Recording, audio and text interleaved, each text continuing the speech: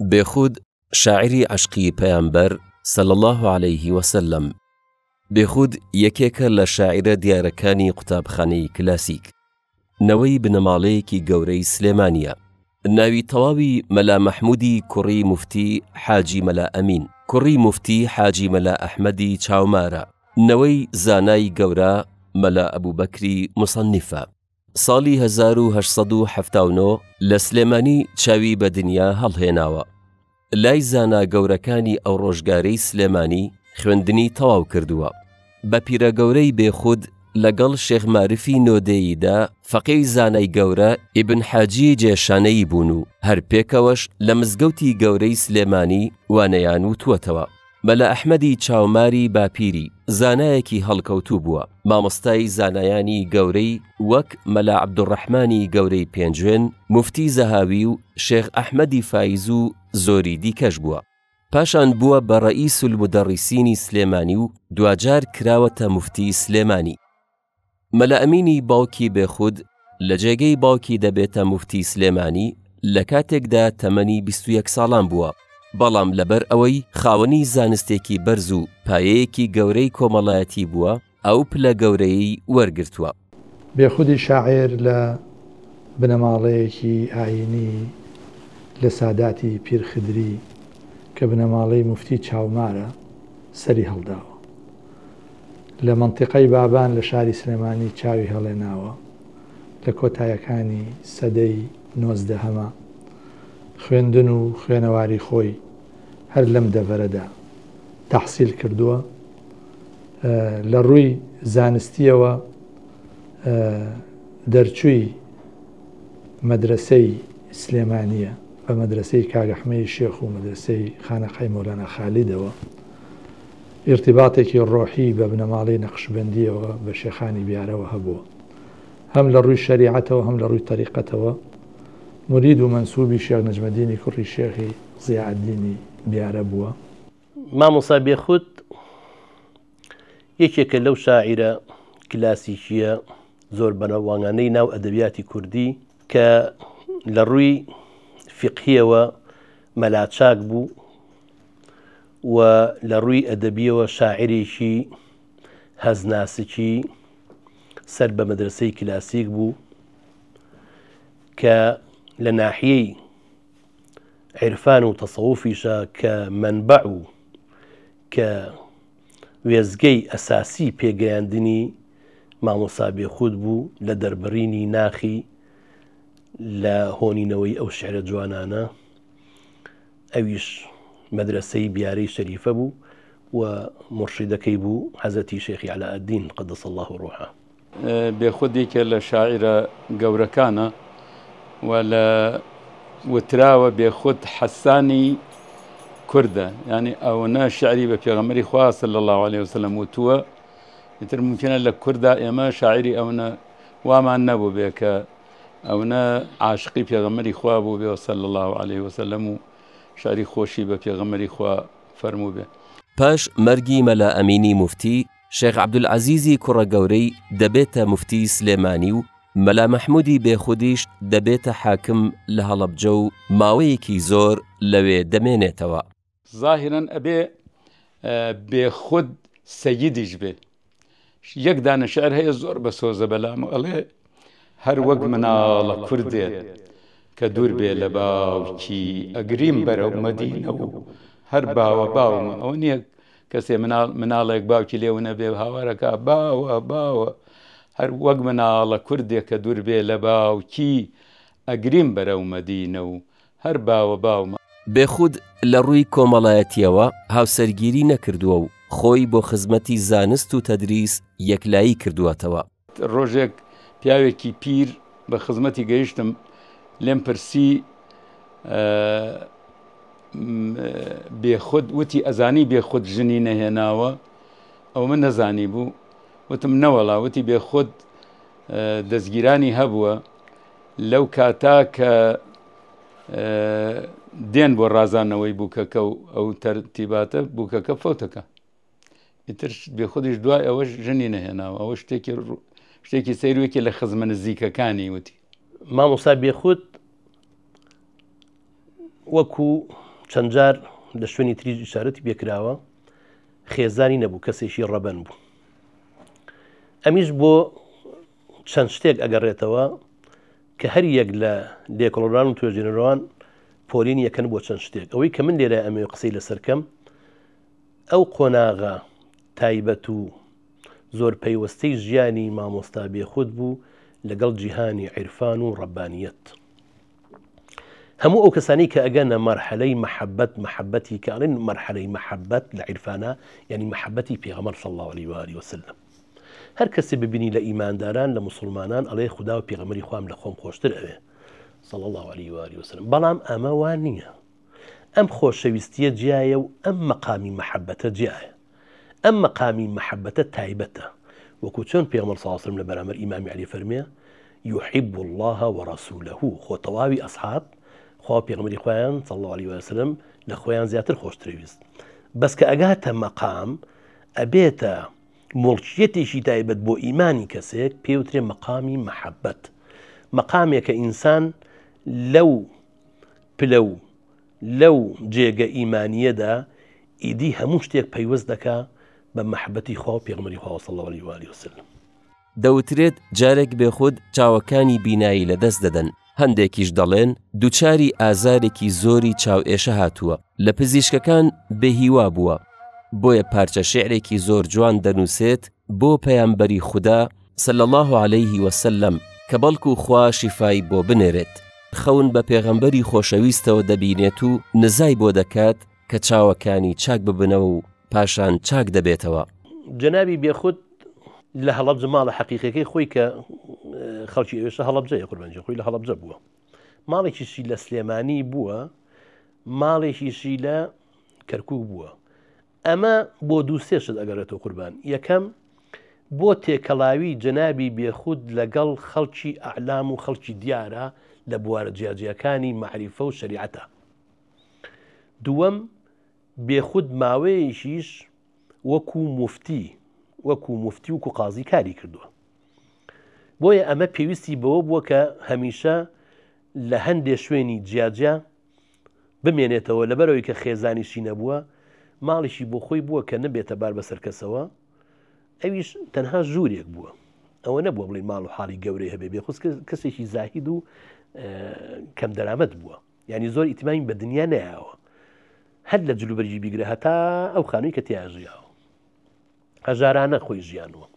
بۆیە کاتێک کە ئەوی جەنابەت ئەفەرمووی چاوی نابینا ئەبێ بە ئەمری خوای تەبارەک و تەعالا شەوێکی هەڵەسێ بۆ شەو نوێژ چاوی نابینێ. ئەویش کە چاوی نابینێ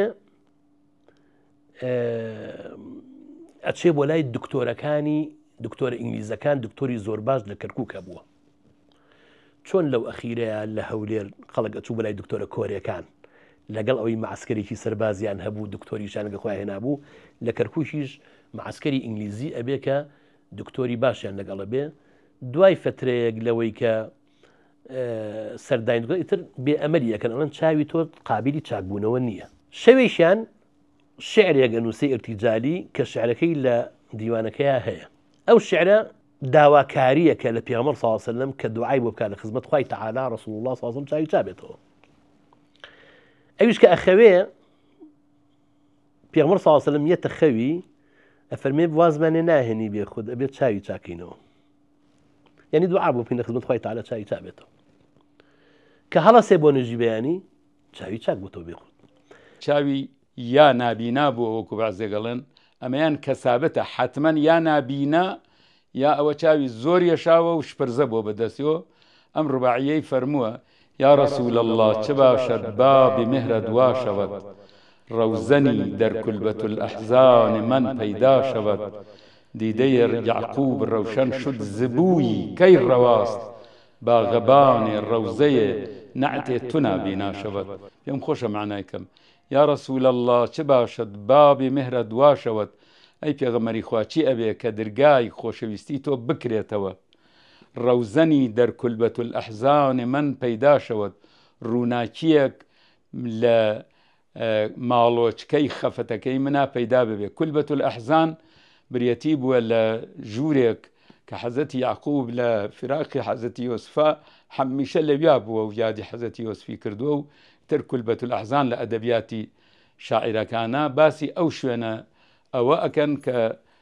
ماڵۆچکەی خەفەت کولبەت الئەحزان ئەفەرمێ یا رەسوول الله چه باشد بابێ مهرت وا شەوەت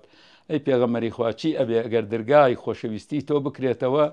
ڕەوزەنی دەرکولبەت الئەحزانی من پەیدا شەوەت تیشکێک ڕووناکیەک لە ماڵۆچکەی خەفەتی منا پەیدا ببێت ئیشارەتیشی کردووە بە حەزەتی یۆسف و یعقوب ئەڵێ دیدەی یعقوب ڕەوشەن شد زبووی کەی ڕەواست باغەبانێ ڕەوزەیە نەعتێ تو نابیناشەوەت چاوی یعقوب ڕۆشن بووە لە بەهۆی بۆنێکۆ کەی ڕەوایەک باغەبانێ ڕەوزەیە نەعتێ تو نابیناشەوەت باخەوانی باخچەی نەعت و پیا هەڵخوێندنی تۆ نابینا ببێ بالفعل تر چاوەکانی چاگە بێتەوە لە خۆشی ئەم شعرەی کە لە ئەسەری ئەوە نووسیوە یە بۆ سلێمانی شەوێ لە سلێمانیە بێ بەس لای کەس دەنگ ناکە ناڵێ ئەم شعرەم نووسیوە ئەچێتەوە بۆ هەڵەبجە لە یەکێ لە مزگەوتە گەورەکانی هەڵەبجە ئێوارەیشیان پێش نوێژ گەنجێک ئەم شعرە خوێنێتەوە ئەڵێ ئەم شعرە بخوێندنەوە بۆ چاوێشە باشە ئەویش ئەچێتە پێشەوە ئەڵێ ڕۆڵە ئەم شعری شێ و چۆن نەبیستووە چکازانانی کە لای کەس نەیوتووە بڵاویشی نەکردێتەوە ئەم شعرە ئەویش ئەڵێ ئەوەی مامۆستا بێخودە ئەڵێ چۆن نەزانی کە ئەو شعرەهی بێخودە لەکوێ وەرگرتووە ئەڵێ دوێنێ لە خزمەتی شێخی عەلاءالدین نابووین نەخۆشێک هات چاوی ئێشە حەزەتی شێخ فەرمی ئەوە ڕۆڵە شعری مامۆستا بێخودە بیخوێنەوە بۆ چاوێشە خاسە اینجا بۆ سبێنێ خۆی بە عالەمی مادی ئەچێتە خزمەتی و شعرەکەی پێشکەشەکە ئەو تیرۆکەیە کە زۆر مەشهورە تەڵان ینی متەواترە چەند کەسێک ئەویان ئاگار لێ بووە کە گێڕایانەتەوە ئەلبەتە ئەمەش ئەگێڕنەوە نازانم ئەمەش تا چەندێکی حەقیقەتە ئەڵێ هەر ئەو شەوە کە ئەوە یوتووە بەرەو هەڵەبجە و ئەوانە ڕۆشتووە سەیرەکە کابرای یا لە پێش نوێژی بەیانی ئەم شعرانە خوێنێتەوە یا بەدەم ڕێوەی خوێنێتەوە زۆری پێسەیرە بێ ئەمە شتێکە ئەم وتوێتی کەس پێی نەزانیوە پرسێت لە نەفرەکە ئەرێوە تۆ ئەم شعرانە لەکوێ بوویت وەڵام من چاوم وەزی باش نەبوو ئەرزی شێخی عەلاءالدینم کرد فەرموویەم ڕوباعیە بخوێنیتەوە بۆ چاوە باشە بێخود شاعیرێکی گەورە و دیارە ناوڕۆکی شعرەکانی ئاینین زۆرترین سۆز و هەستی بۆ پەیامبەری خوا صلی الله عليه وسلم دەربڕیوە کە وەک دەڵێن بووەتە میراتگری نالی و مەحوی و مەولەوی ئەم شاعیرە بە حکمی بنەماڵە و پێگەیشتن و پەروەردە و فێربوونی توانیوێتی گەنجینەیەکی گەورە لە ئەدەبیات و لە شێعر بە شێعری فارسی عەرەبی کوردی بێتە مەیدانی شێعرەوە بێتە شۆڕە سوارێک لە شۆڕە سوارەکانی ئەدەبیاتی کلاسیکی بە جۆرێک کە شاعرێکی گەورەیەک و پیرەمێرد سوودی زۆری لە ئەزمموی بێخود وەرگرتووە بە تایبەتی لە ڕووی زمانی شێعریەوە لە ڕووی کێشی شێعرەوە لە ڕووی قافیە و هونەرەکانی شێعرەوە کەسێک بووە واریسی ڕاستەقینەی مەحوی بووە هەم لە منهەجە هەم لە ئوسلوبە ئەی ساحەتی سەد جەنەت دەشتی عەرەبستانت نادەم بە هەزار گوڵشەن یەک خاری مغەیلانە ئەی کەسێ مەیانی سەد بەهەشت بەقەی مەیانی سەد بەهەشت خۆش و جوانە دەشتی عەرەبستانی تۆ نادەم بە هەزار گوڵشەن یەک خاری مغەیلانت مغەیلان دارێکی دڕکاویە زۆریش دارێکی جوان نییە ئەڵێ بە هەزار گوڵزاری نادەم یەک درکی مغەیلانی ڕێگای مەکە و مەدینەی تۆ بۆ لالەی نوعمانت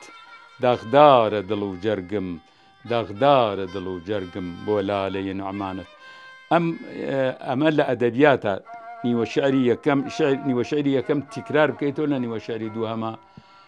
شتێکی زۆر جوانە زۆر کەمیش لە شاعیرەکان ئەوەیان توانیوە بیکەن لالەی نوعمان ناوی گوڵێکە سوور و جوان لە ناوەڕاستیە وەکو داخ کرابێ داخێکی تایە جا ئەفەرمێ بۆ لالەی نوعمانت داغدارە دڵ و جەرگم داغدارە دڵ و جەرگم بۆ لالەی نوعمانت ئیترە تۆزێ وازحە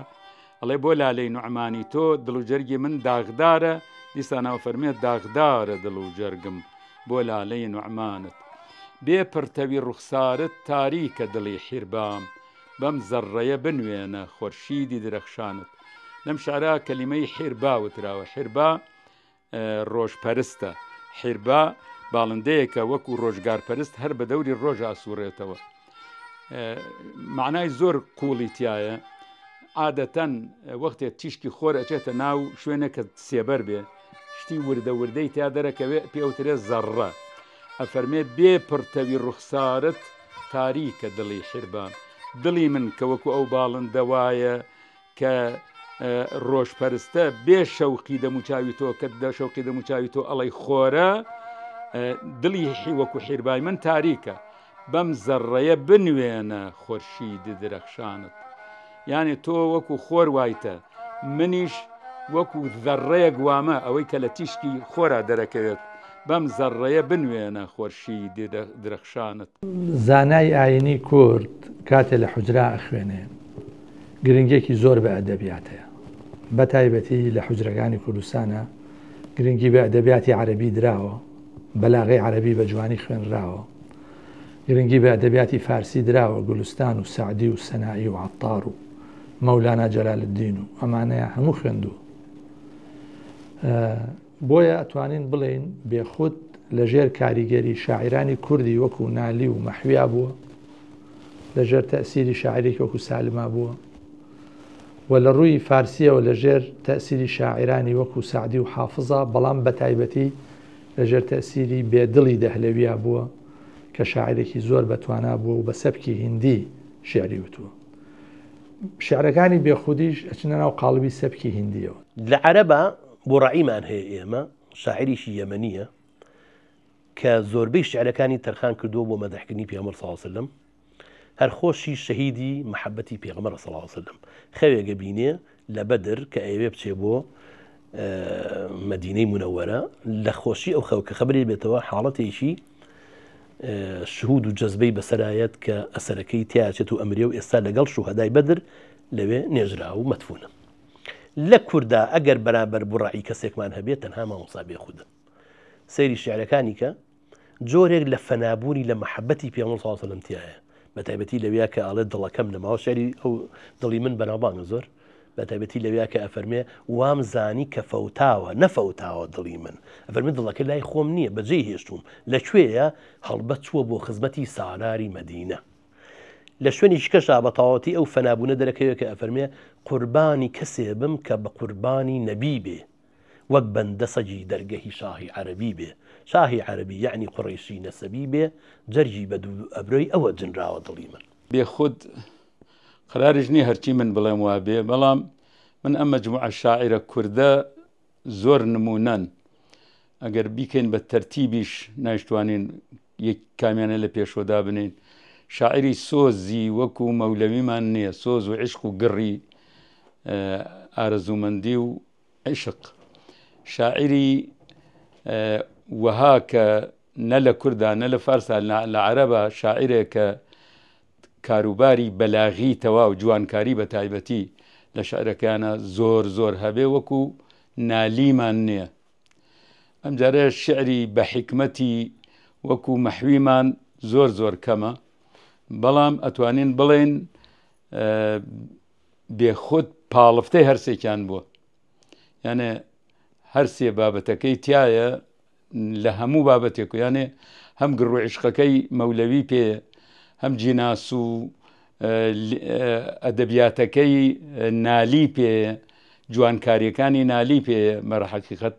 هەم ئەو حکمت و کاربەجێیەکەیشی کە مەحوی زیاتر بەکاری هێناوە پێیەتی. لە زیاد لە هەمووشیان ئەو عشقەی کە بۆ پێغەمبەری خوا صلی الله علیه وسلم هەیەتی من وازانم هیچ شاعرێک ئەوەی نەبووە. سەبکی هیندی ئەو سەبکەیە کە نمونەی شێعری لە ژیانی ڕۆژانەی خەڵک، دەستەواژە لە ژیانی ڕۆژانەی خەڵک وەرەگرێ. بۆ نمونە ئێمە پێش بێخود نابین کەسێک گوشەی ڕئیسی سیحەی بەکارێ نابێ. ڕئیسی سیحە دەرمانێ، بە خۆشەویستەکەی ئەڵێ ڕئیسی سیحە. دیارە لە سەردەمی ئەو کاتەیە لە سلێمانیە ئەوەی کە ڕئیسی سیحە بۆ دکتۆرێکی چاک بۆ بۆیە بۆ بە دکتۆر بۆ ڕئیسی سیحە سەرۆکی تەندروستی شاری سلێمانی و مەنتەقەی سلێمانی بۆیە بە کورتی و بە پوختی ئەتوانین بڵێن بێخودی شاعر سەرامەدی شاعرانی دوای خۆیەتی و سەرامەد و پێشەوای شعری کلاسیکیە لە سەردەمی خۆی و دوای خۆیان ئەم جارە ئیتر دێ بە بەژنی پیرۆزی پێغەمبەری خوا صلی الله عليه وسلم بۆ سەروی خەرامانت وەک قومری ئەناڵێنم وەک قومری ئەناڵێنم بۆ سەروی خەرامانت درەختێکمانەیە پێڵێن سەر و لەم وڵاتانە خەڵک زۆر کەم ئەیناسێ کامە سەروە سەر و سنەوبەر دوو بابەتن ئەوەی کە گەڵەکانی بڵاوە بێتەوە ئەوە سەر و نییە سەر و ئەوتانێ لە زستان و لە هاوینە هەر سەوزە و بەرز ئەبێتەوە بەرەو سەر و تەشبیهی باڵای پێکرێ و تەنها باڵندەیە کە پێوەنیشە قومریە ئەفەرمێ بۆ سەروی خەرامانت وەک قومری ئەناڵێنم جا تەشبیهی بەژنی پێغەمبەری خوا کاسە لە الله وسلم بە سەروە سەر و عیبێکی هەیە ناتوانێ بڕوا بەڕێا بەڵام جەنابت ئەڕۆی بەڕێا بەلەنجەولاری جوانیش بۆ سەروی خەرامانت وەک قومری ئەناڵێنم چونکە قومری عاشقی سەروە وەک قومری ئەناڵێنم بۆ سەروی خەرامانت عەقڵ و خردی بردووم نەشئەی قەدەحی چاوت پەیوەندی هەوای کردووم تای زولفی پەرێشانت ئێستا دێت تا ئێستا باسی باڵای پێغەمبەری خوای کرد عەلەیهی السەلات وەسەلام ئێستا باسی چاوی پێغەمبەری خوا ئەکا ئەفەرمێ پیاڵەی چاوەکانی تۆ نەشە و سەرخۆشیەکە لە چاوەکانی تۆ پەیاکە عەقڵی و تێگەیشتنی من ژیری منی بردووە چونکە ئینسان وەختێ مەیەخواتەوەی تر لێ تێگەچێ عەقڵ و خردی بردووم نەشئەی قەدەحی چاوت پەیوەندی هەوای کردووم تای زولفی پەرێشانت زە تعریفی دوایەوە باسی زولفی ئەکات کە زولفی پەرێشانی تر بەستومی بە هەواوە چونکە زولف ئەگەر هەوا لەیبا پەرێشانە بێ منیش بەو جۆرە پەرێشانم میحرابی دڵ و جانە هێزی دەسی ئیمانە ئاسای خەتیبانە شمشێری خۆراسانت ئێستا تعریفی برۆی پێغەمبەری خواکە صلی الله عليه وسلم بۆ یەکان من عەرزەکەم شارانە کەمترین کەس معنایان ئەزانێ ئەفەرمێ عادەتەن خەتیبەکان پێغەمبەری خوا صلی الله عليه وسلم شمشێرێکی بەدەستەوە بووە لە وەختی خوتبەدانە لە وڵاتی ئێمەشا بەداخەوە شمشێری لە دار دروستکراویان هەڵەگرت ئەفەرمێ میحرابی دڵ و جانە هێزی دەسی ئیمانە ئاسایی خەتیبانە شمشێری خۆراسانە شمشێری خۆراسان جوانترین جۆری شمشێرە بەحسی برۆی پێغەمبەری خواکە ئەفەرمێ میحرابی دڵ و گیانە چونکە کەوانەی هاتوۆتەوە هێزی دەسی ئیمانە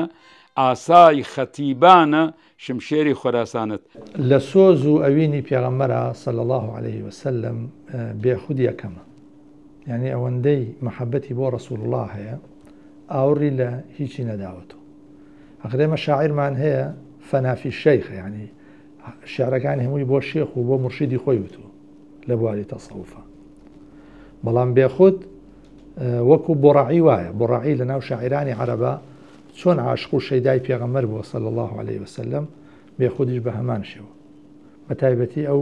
پێنج خشتێکە بەناوبانگی کە لە سەرەتای دیوانەکەی چاپ کراوە غەزالی خۆشخەرامی من کە توڕە ئینتیشارەکە هەزار شێری سەفشکەن بە ڕشتەیەک شکارەکە ئەم پێنج خشتێکی ئەوەندە بەربڵاو ئەوەندە بەهێزە ئەوەندە بە تەشبیه و ئیستیعارە و خوازە و کینایە و هونەرنمایی تایە کە ئینسان پێی سەرسامە بێ ئەو لە شعرەکەی تریشە شعریشی بەناوبانگی هەیە بەسەر پێغەمبەر صلی الله علیه و ئەسحابە بە تەواوەتی دەرەکەوێ وەکو کاک حەکیمی مەلا ساڵح جارێکیان بە منی وت وەڵا ئەڵێ لە خزمەتی پێغەمبەر صلی الله علیه وسلم دانیشتووە و ئەم شعرەی نووسیوە کاتێک کە ئەفەرمێ بەڵێ پەری خەیاڵی ئەو عیلاجی شێت و هارەکە ئەوە لە مەقامی مەحەبەتە ئەوە دروزە بێ ئەجیان لە بە کەسێکی احتیادی بڵێ کەسێک شێت بووە هار بووە ئایا بە خۆشەویستی پێغەمبەر صلی الله علیه وسلم چاگە بێتەوە ئەڵێ نەخێر چا نابێتەوە ئەو عیلاجە جیایە و مەحەبەتی پێغەمبەر جیایە بەڵام لە مەقامی مەحەبەتە کە هەموو شتێک ئەبەسێتە و ئاوێتە ئەبێ بەخوا پێغەمبەری خوا صلی الله علیه وسلم لە لای بێخود شێت و هاریش بە پەری خەیاڵی پێغەمبەر صلی الله علیه وسلم چاگە بێتەوە خۆی لە شعری بێخودا لایەنێکی تریش بەرجەستەیە کە زۆر بەوەفا بووە بۆ هاوڕێکانی. مەجموعەیە مامۆسای ئاینی هەبوون، هاوڕێی بوون، هاودەمی بوون، وەکو مامۆستا شێخ بابە ڕەسوڵ لە بێوێن، مامۆستا شێخ عەبدولکەریم، مامۆستا مەلا عەزیزی پریس، مەجموعەیە مامۆستا شێخ ڕەسوڵ لە هەڵەبجە. ئەمانە کاریگەریەکی زۆریان لەسەر ژیانی کۆمەڵایەتی و هەست و شیعری بێخود داناوە. تەنانەت شعرێکی زۆر مەشهوری هەیە کە ئەڵێت تا لە من ئەو یارە چاو بە خمارە خۆی ون کردووە، تفلی دڵمی تووشی بیماری سەر و بن کردووە. غەزەلێکی زۆر جوانی وتووە لەوێ باسی یارە خۆشەویستەکانێکە، مەبەستی ڕەفیقەکانێتی مامۆسایانی عەبابەیلێ و بێدن و پریس و بۆ نموناڵێ خوا لە دەزیایش هەتا ئەحمەد بڕندە و تا پریس تا عەبابەیلێ و هەڵەبجەی قیبلە بۆ من کردووە. ئەی فیدای عەهد و وەفاتان بم، مەگەر من یۆسفم ئەم برای خۆتانەوە ئاوارە و ون کردووە. بەڵام بۆ هەموو کەسێکی ئیماندار بێخود چرایەکە بۆ ڕۆشنکردنەوەی ڕێگەی مەحەبەت و ئیمان.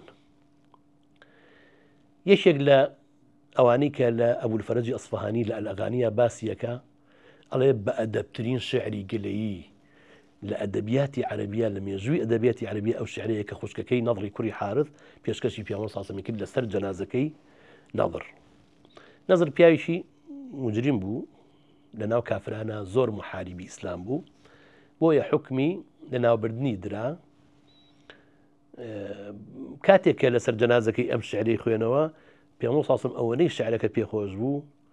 تەئسیری تێکرد ئەو شعری خوشکەکەی، لەگەڵ ئەوەشا کە براکی چەند مجرم بوو. ئەو شعرە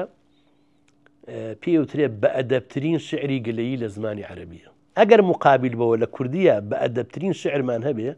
شعرێکی مامۆستا بێخودە لە ناو هەموو شوعرای کووردا. ئەو شعری مامۆسای بێخود پێ ئەوترێ بە ئەدەبترین شعری گلەیی کە بۆ هەندێ مامۆستای ڕەفیقی خۆی نووسیون، هاومەشرە بوو، هاوماڵی خۆی بوون، ماوەیەک لیان نەپرسیوەتەوە کە لە کەرکووک بووە، هەواڵیان نەپرسی و ئەویش بە شعرێک گلەییشیان لێکا بێتە گلەیی نامەیەکی شعری کە من تەخمیسم کردووە. شعرەکە ئەگەر ئیجازە بن بە تەخمیسکراوی ئەی خوێنینەوە تا بینەران بەو شێوە پێنج قشتێکی لەسەر کراوە چێژی لێ ببینن. مدەتێکە باری مەینەت ڕووی لە لای من کردووە، عاجز و مادداری نەشئە و نازی بێبن کردووە، پێ بە پێ ئاوی سەعادەی تاڵ و لیخن کردووە، تا لە من ئەو ماهی چاو بە خومارە خۆی ون کردووە، تفلی دڵمی تووشی بیماری سەلوبن کردووە. نامەوێ نیگا لەسەر ئەو ڕاز و هیوا بەرزەنیم، ئیلتیفاتێ کافیە وا هەز بکەم لەم ئەرزەنیم، قەترەیە باران بەسە مائیل بە شەستە و تەرزەنیم، من لە حەڵقەی خەتمی نازا زۆر هیلاشی غەمزەنیم، ڕابیتەی ئەبرۆ جگەرمی ئەنجن ئەنجن کردووە. نەمدی جارێ مەرحەبای بەختم بکا شاباشی عەمر، تا ئەبەد بۆ من خەلیلە دامەنی گریان و قەهر، هەر دەبێ ڕاجع بەدەم بێ دائیما دیوانی ژەر، قەت بە بێداریم نەدی تاڵع دڵێ مامانی دەهر، گۆشی ئەم منداڵە بەدبەختەی بەنووستن کردووە. بۆ هەموو کەس لازمە دەرکی بکا لێرە و لە دوور، نەقلی ئەم حاڵم بەجارێ با بچێتە خوار و ژوور، لێم گەڕن یاران هەڵی ڕێژم بەدڵ ئەسرینی سوور، تو خودا با هێندە بگرین تا بزانن شارە زوور، سەیری فرمێسکی من ئاوی زەڵمی لێخن کردووە. ئای لە دەست ئەشکی غەریبی چۆن لە چاوا بوو قەتیس، ئێستەوا کەوتومە بەحری ژینی بێیار و ئەنیس، خۆ هەزار حەمد و سەنا گەر بێتە ئەژماردن بەڕیز، خوا لە دەزیایش هەتا ئەحمەد بڕندە و تا پریس، تا عەبابەیلێ و هەڵەبجەی قیبلە بۆ من کردووە. چۆن لە ناوداوی ئەوین و سۆزی عەشقا واقفم، فڕ لە فرمێسک و زوخاوە فەرش و جێگە و مووقفم، لەو سولەیمانە نەبوو قەت فرسەتێ بۆ ئاسفم، ئەی فیدای ڕوحم و وەفاتان بم مەگەر من یۆسفم، ئەم برای خۆتانەوە ئاوارە و ون کردووە. چاوەڕێ بووم دەرکەوێ بۆ من مەهی خوێش و دیار، تا لە پاڵ زوهد و هونەرتانە بگێڕم یا دیار، کوا وەکو ئێوە درا پێم تاجی ئەعلامی خیار، ئێوە عیلم و فیلمەتەل بەندەش مەلا بێ ئیختیار، خوا منی بۆ خوانی وەسڵی ئێوە نەوسن کردووە. هەر لە ڕۆژ تا تاقی مەغریب بێتەمای خۆراک و خەو وەک کە بۆ یاری لە ناڵە و شیوەن و گریانەکە و دائیمی خوا دڵفیداتانە مەڕی قوربانە ئەو گەرکەتان و ڕۆژپەرستی ئێوە نیم بۆ ڕۆژ و شەو ڕووم لە مانگ و خۆری وارماوا و بێدن کردووە سایەتان ناگاتە سەرم و دەشبینن تینی مەلەل وا خەریکەدا دەگیرسێنێ ئەخیرمۆمی عەمەل نایە ئایە و ڕووی پەیامێ بێ پیشانمدا ئەمەل نامەتان نایێت و ئەزانن کە چاوڕێژی ئەجەل چاوی تاریشی منی بەو سورمە ڕۆشن کردووە بۆ ئەبێ بشکێ دڵی یار و ڕەفیقانی مەبەست کوا لە فەرهەنگی وەفادا دۆستەوە لاکەی بەقەست چۆنە بێوا بێم و بالاتی و عەزابتان بێ لە دەست هێندە بێ ڕەحمن ئەڵەی ئاسنگەری ڕۆژی ئەلەست دەرحەقی من لەوحی دڵتانی لە ئاسن کردووە مانعی خولوە سەفایی دوور لە سەیر و گەشتی عیشق تێر و پاراوی نەکا نەفحە و جەمالی وەشتی عیشق یارە بێ ئاشوفتە بێ وەک وەیسی ماهی دەشتی عیشق گەر ئەپرسن حاڵی بێخود دڕک و داڵی دەشتی عیشق دوور لە ئێوە پێی دڵیشی دەرزی ئاژەر کردو لە لاوانەوەیە بێخود یەکەمە لاوانەوەی دۆست و ڕەفیق و برادەر و کەسانی هەڵکەوتووی سەردەمی خۆی زۆر بە جوانەی غەزەلی بۆ نووسیون لاوانەوەی بۆ داناون و بە تاریخی ئەبجەدی لە ضمنی شیعرەکە مێژووی وەفاتی ئەوانی دیاری کردو ئەمە هونەرێکە بە تایبەتی لای بێخودی شاعیر دیار و بەرجەستەیە ئەم شاعیرە گەورەیە جگە لە شعری کوردی کۆمەڵێک شعری زۆری بە زمانی فارسی هەیە کە لە ئاستێکی زۆر بەرز و نایابدایە و جێگەی سەرنجی فارسەکانیشە چ دیوانی بێخود و چ دیوانی مەحویش ئاخر مەحوی بەشی فارسی هەیە بەشە فارسیەکەی شەرح نەکرابوو بەندە شەرحم کردووە و چاپیش کراوە بە ناوی بەزمی حوزور کاکە حەمەش فەرموویەتی ئەمە هەر تیکراری شارە کوردیەکانە زۆر گرنگیەکی وای نییە بەڵام ئەمەم بەلامەوان نییە کە شارە فارسیەکانیشی ئەگەر لە شاعرە فارسیەکان گرنگتر نەبێ ئەمە بەستم مەحویە کەمتر نییە بەڵام لەوەیە بێخود شارە فارسیەکانی گرنگتریش بێ لە باقی شاعیرەکانی تر ئێمە شاعری فارسی گووی زۆرمان هەیە یعنی ئەوانەی بە فارسی شاعریان وتووە بۆ ئەگەداری جەنابیشتان دوێنێ پیاوێکی بەڕێز لە سنا فەوتی کرد ئاغای حیرەت سەجادی ئەم حیرەت سەجادیە کتێبێکی دوور و درێژی نووسیوە سەبارەت بە ئەو شاعرانەی کە کوردن و فارسیان وتووە لە زیمنی ئەوانە سەعدی و حافزیشی داناوە کە کووردە یعنی هیچی نهێشت گومانی نهێشتەوە کاوانە کوردن داواشیان لێ کردووە کتێبەکەی بۆ چاپکەن ئەو ژوتێتی بە شەرتێ مەجال ئەدەم کە کتێبەکەم چاپکەن ئەمە کەمترین جار وتراوە کە ئەو دوو شاعرە کە من ئیسباتم کردووە کوردن ئەو بابەتیشە بنووسنەوە وەڵا بۆ ناکەین و چونکە ئێمە وەکو بڵێ حافز و سعدی مهمترین شاعری فارسمان داناوە تۆ بیان کەی بە کورد ئیتر هیچمان وە نامێنێتەوە بەڵام ئاغای حیرە سەجادی کەوازان یا دوێنێ یا پێرەکە فەوتی کردو بە ڕەحمەت بێ کتێبێکی هەیە بە ناوی پارسی گویانی کورد ئەوە بەڕاستی ئیسباتی ئەکات کە ئەو شاعرانە کورد بوون یانێ حافز و سعدیش کە زۆر گرنگن کورد بوون بێ خۆدیش یەکێکە لەو شاعرانە کە بابەتە فارسیەکانی لە کوردیەکانی کەمتر نییە و شانەدا لە شانی فارسیەکانی باقی ئەو کەسانەی کە بە شەری ئەدەبیاتی فارسیان زانیوە و بە فارسی شعریان وتووە جگە لەوەش بێخۆت جگە لە شعری کوردیان لە شعری فارسی شادەسێکی باڵای هەبوو تەنانەت خەڵاتی لەلایەن دەوڵەتی ئێرانەوە بۆ هاتووە لەسەر شعری فارسی کە دایناوە ئێمە خۆمان کە لە زانکۆی تاران بووین شعرە فارسیەکانمان کە ئەخوێندەوە بۆ مامۆساکانی زانکۆی تاران بۆ مامۆساکانی ئەدەبیاتی فارسی معجبە بوون یان چۆن شاعرێکی ئاوا بەو ڕەوانیە بەو بەهێزیە شعری بە فارسی وتووە و لە حاڵەکە لە بیئەیەکی فارسی شانە ژیاوە لە ژینگەیەکی فارسیانە ژیاوە بۆیە شاعرێکی وەکو بێخۆت هەم شعرە کوردیەکانی هەم شعرە فارسیەکانی بە نەمری ئەمێننەوە چونکە غەرەزی شعری و وەکو بڵێ مەبەستە شعریەکانی بێخودیش ئەو مەبەستانن کە پەیوەندی بە معاناتی ئینسانەوە هەیە باسی تەسەووفەکە و لەناو تەسەووفە خۆشەویستی پێغەمبەری خوا صلی الله عليه وسلم مەساحەیەکی زۆر ڕوبەرێکی زۆری لە شعری و لە دیوانی بێخود بۆ خۆی گرتووە بەنسبەتی شاگردەکانی هاوشێوەی جەنابی بێخود کە پەروەردەی مەدرسەی بیاری شەریفێ دوو نەوەمان هەیە. نەوعیشیان ئەوانن کە ئیجازیان هەیە قسە بکەن، نەوعیشیان ئەوانن کە ئیجازیان نییە قسە بکەن، تەنها خەریکی زیکر و ئەورادی خۆیان و بێدەنگن. طریقی نەقشبەندی بەعام بێدەنگیە، قسەکردن نییە، بەڵام عیدەتێک لەوانەی کە پێ ئەگەن ئیجازی قسەکردنیان هەیە، قسەی ظاهر. جا ئەوانە یان لە شێوەی عولەمای شەرعی ظاهران وەکو مامۆساعدەکەی مودەڕیس، یان ئەوە تا لە شێوەی شعرا ناخی خۆیان دەرەبڕن وەکو جەنابی بێخود کە لە هەندێک شوێنە ئەوانەی دەربڕیوە و بۆ ئەو ئیجازە دراوە کە هەندێک مەسائیلی تایبەت بە معنەویان لە شعرەکانیە باس بکە و بیانڵێ. لەسەر مەلاحمەی قازی بەڕەحمەت بێ، شاعیرێکی گەورە بۆ مەلاحمەی قازی لە سلێمانیا، تەسیری لەسەر شاعیرێکی وەکو شێخ ئەحمەی مەریوانی کە شەپۆل بووە، شارەکانی بڵاون، یعنی حتا لە ڕێگەی بەرنامەی هەوارگەی دڵانی سەید تاهیری هاشمیەوە شعرەکانی بێخود لە کوردستانی ڕۆژهەڵاتیش لە کوردستانی ئێرانیش زۆر ناسرااو بوو و ئاوڕی لێدراوەتەوە. ساڵی 1940 پاشکۆچی دوایی شێخ عەبدولعەزیزی موفتی برای دەگەڕێتەوە بۆ سلێمانی و دەبێتە جێنشینی ئەو. ماوەیەکیش لەگەڵ مامۆستا زێوەر و ڕەفیق حیلمیدا لە قوتابخانەکان وانەی وتووەتەوە. پاش تەمەنێکی زۆر لە خزمەتی زانست و تەدریسی زانستە شەرعیەکان و شێعر و ئەدەبیاتی کوردی، ڕۆژی 25 ئابی 1955 کاتژمێر 3 و چارەکی پاشنیوەڕۆ کۆچی دوایی دەکات و لە مەراسیمێکی گەورە و بەشکۆ بە خاک دەسپێردرێت. شعرێکیشی هەیە کە سڵاواتێکە، بەڕاستی سڵاواتەکان خوای گەورە